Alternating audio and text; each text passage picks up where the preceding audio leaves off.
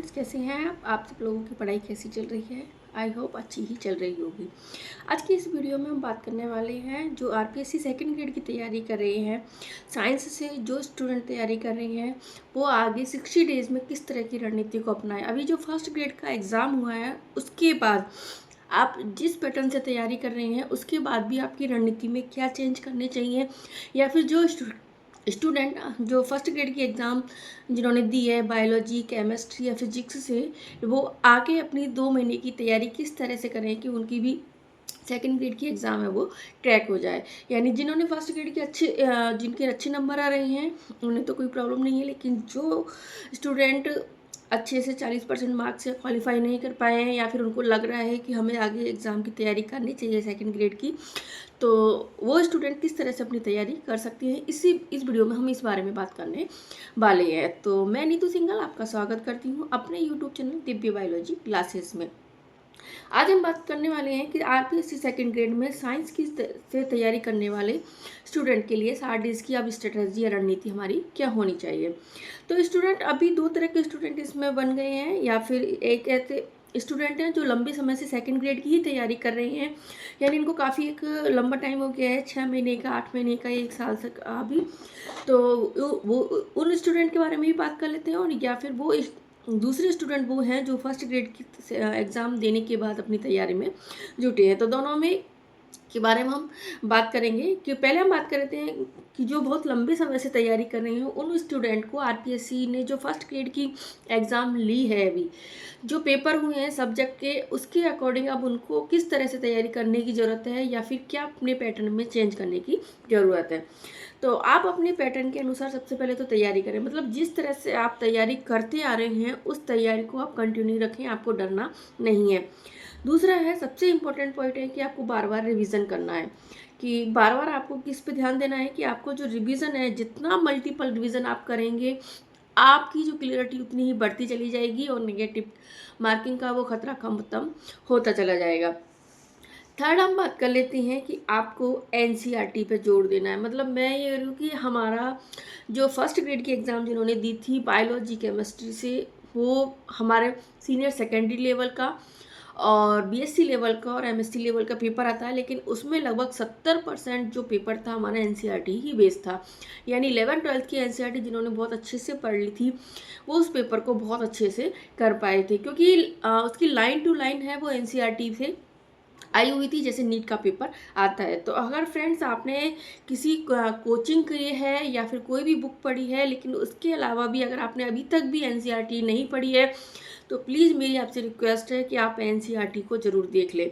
NCERT है 11th-12th की NCERT है, वो उसको ज़रूर देख लें, चाहे आप 1-2 घंटा निकाल के देखें, लेकिन एनसीईआरटी के अगर शॉर्ट नोट्स भी आपको मिल जाते हैं तो आप उनको देख लें, लेकिन एनसीईआरटी को आप क्लियर ज़रूर करें। आपको एनसीईआरटी अच्छे से क्लियर होनी चाहिए अगर आपको साइंस की एग्ज़ाम क्लियर करनी है। तो एनसीईआरटी के शॉर्ट नोट्स ज़रूर बना लें, इनका बार बार रिवीजन करें, आपको थोड़ी मेहनत लगेगी, लेकिन अभी जो स्टूडेंट हैं जो सेकेंड ग्रेड की एग्ज़ाम देने वाले हैं उनके पास तो खैर इतना टाइम नहीं है कि वो एनसीईआरटी के नोट्स बना सकते हैं, शॉर्ट नोट्स बना लें। लेकिन आप जहाँ तक भी कोशिश कर रहे हैं एनसीईआरटी को बार बार से जो बुक है उससे ही रिवाइज करें। इसके अलावा मेरे पास इसके शॉर्ट नोट्स है पढ़े हुए हैं, मैंने इसके शॉर्ट नोट्स बनाए थे, तो मैं आपको बता दूँगी कि किस तरह से आपको शॉर्ट नोट्स बना के तैयारी करनी है।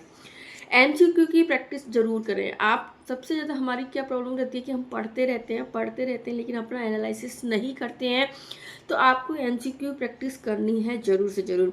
इसमें भी आपको सबसे ज़्यादा फोकस जो करना है, क्योंकि ये जो पेपर था हमारा, जो नीट का पेपर आता है उसी के ऊपर बेसिस था। तो आप एलन शीट के मॉड्यूल्स ले लीजिए, उसमें जो पीछे के क्वेश्चन दिए हुए हैं उन क्वेश्चंस को आप सॉल्व कर लीजिए, अभी जो नई एलन शीट आ रही है उसमें से, या फिर 2000 नीट के जो 2021 से 2025 तक के पेपर है उनको आप एक बार सॉल्व कर लें। तो आपको ये बुक कहीं भी मिल जाएगी मार्केट में, आप इन बुक्स को लाके, आपके पास अभी इतना टाइम है, 2 महीने हैं, तो आप बिना घबराए हुए धीरे धीरे 1 घंटा निकाल के डेली इस प्रैक्टिस को दें। इसके अलावा फ्रेंड्स मैंने देखा था यूथ पब्लिकेशन की जो बुक थी उसका इसमें बहुत एक इम्पॉर्टेंट रोल रहता है, यूथ पब्लिकेशन की जो बुक थी उससे मैंने भी प्रैक्टिस एमसीक्यू की प्रैक्टिस की थी। उसमें से बहुत अच्छे से जो क्वेश्चंस है वो आपके सेट होते हैं, यानी बहुत अच्छे से आपकी जो क्लियरिटी आती है क्वेश्चंस को सॉल्व करने में। तो आप यूथ पब्लिकेशन की एमसीक्यू की बुक ज़रूर ले लें। इसके लिए आप बायोलॉजी की, केमिस्ट्री की, फिजिक्स की ये बुक ले लें। इसके अलावा मैं बता दूं आप फ्रेंड्स, जो कि बायोलॉजी या केमिस्ट्री से स्टूडेंट हैं वो उनकी फिजिक्स थोड़ी कमज़ोर रहती है, तो एक बार फिर भी अगर आप फिजिक्स पर कम ध्यान दे रहे हैं तो एमसीक्यू की बुक के लिए बायोलॉजी और केमिस्ट्री की बुक तो आप ज़रूर से ज़रूर ले सकते हैं। तो आप ये बुक ज़रूर परचेज़ कर लें, आपके लिए बहुत बेनिफिट देने वाली है। ओल्ड पेपर साइंस की अब तक के भी जो पेपर आए हैं, पीवाई की जो पेपर है, पीवाईक्यू है, वो ज़रूर सॉल्व करिए। आप लगभग 5 साल के जो पीवाईक्यू हैं उनको तो आप ज़रूर सॉल्व करिए, जिनमें आप जैसे फर्स्ट ग्रेड का एक तो अलग से आप सेट लीजिए, जो सेकंड ग्रेड का पेपर का आता है उसमें से आप डेली एक सेट को निकालिए, ठीक है। इसके अलावा फर्स्ट ग्रेड के जो पेपर आए हुए हैं उनका भी जो एमसीक्यू बुक है उसमें आपको यूथ पब्लिकेशन की जो बुक है उसमें आपको इसमें मिल जाएगा। तो आप एक तो आप केवल साइंस के सेकंड ग्रेड साइंस की जो ओल्ड पेपर की पीवाई की बुक है उसको सॉल्व करिए, साथ में आप एक यूथ पब्लिकेशन की बुक ले लीजिए। तो उसमें से आपको फर्स्ट ग्रेड सेकंड ग्रेड के जितने भी पेपर आए हुए हैं वो सारे मिल जाएंगे। साथ में आप एलन शीट की जो भी अभी 2021 से 25 तक के जो भी पेपर आए हैं उनको आप एक बार अपनी नज़रों से निकाल लीजिए, तो आपको बहुत ईजीली आपका जो पेपर है उसको सॉल्व करने में आसानी रहेगी।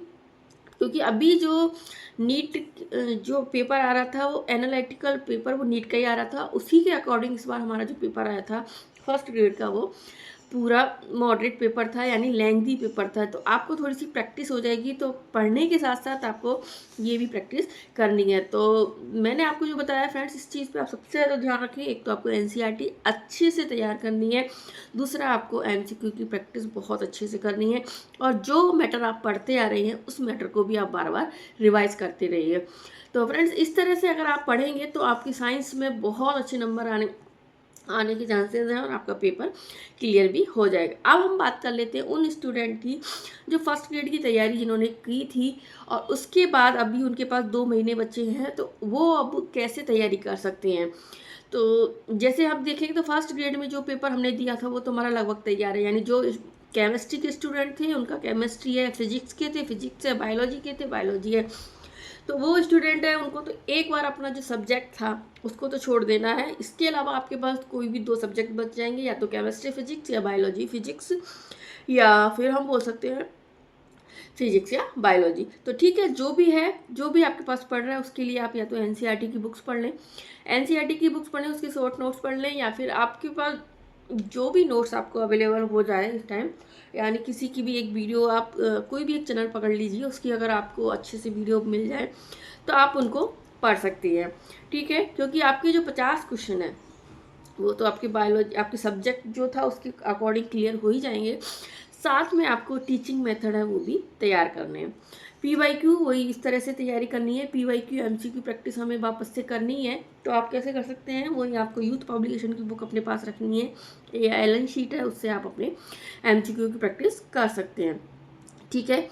तो दूसरा है कि सेकंड ग्रेड की पीवाईक्यू जो बुक आती है वो ज़रूर से ज़रूर परचेज़ कर लें, और उस बुक को हम उसमें से भी जो पीवाईक्यू हमारे आते हैं उन पीवाईक्यू को सॉल्व कर सकते हैं। क्योंकि फ्रेंड्स मैं बता दूं, इसका जो पिछली बार भी जो आपने देखा था 2022 का भी पेपर आया था, काफ़ी लेंथी पेपर आया था।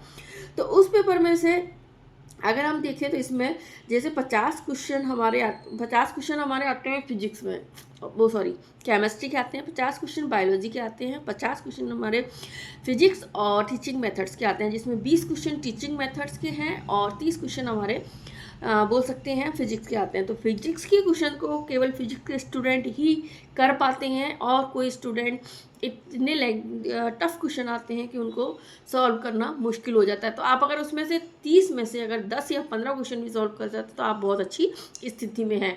तो इसके लिए आप बोलते हो आप अपनी बायोलॉजी और केमिस्ट्री उसको इतना स्ट्रॉन्ग कर लीजिए कि 100 क्वेश्चन में से लगभग आप 90 क्वेश्चन भी आप उसमें से कर पाए, ठीक है। टीचिंग मेथड के क्वेश्चन हमारे पास तैयार हो जाएंगे, 20 क्वेश्चन है, 20 में से अगर आप 15 भी उसमें से कर पाते हैं तो आपके लिए एक बहुत अच्छे स्कोरिंग पार्ट तैयार हो जाएगा। तो इसमें इस तरह से है, क्योंकि पिछली बार जो मेरिट गई थी जनरल की 250 मेरिट गई थी, तो अगर आप इसमें 220 तक भी नंबर ले आते हैं सेकंड पेपर में, या फिर 200 नंबर भी आपके आ जाते हैं, और फर्स्ट पेपर में आपके 70 या 80 नंबर फर्स्ट पेपर में आपके आ जाते हैं, तो इस तरह से आप जो नॉर्मली जो कट ऑफ जा रही है उससे आप ऊपर पहुंच जाते हैं। तो फ्रेंड्स, अगर आप इस तरह से एक स्ट्रेटजी बना के तैयारी करती हैं, अभी तक आपने जो पढ़ लिया वो बेस्ट है, उसको बार बार रिवाइज करिए। मैं एक बार वापस से बता दूं, एनसीईआरटी है, उस पर अगर अभी तक फोकस नहीं किया है तो प्लीज़ चाहे थोड़ा टाइम एक्स्ट्रा निकालिए, लेकिन एनसीईआरटी पर फोकस ज़रूर कर लीजिएगा, क्योंकि अभी जो पेपर बन रहे हैं वो टोटली एनसीईआरटी में से ही बन रहे हैं।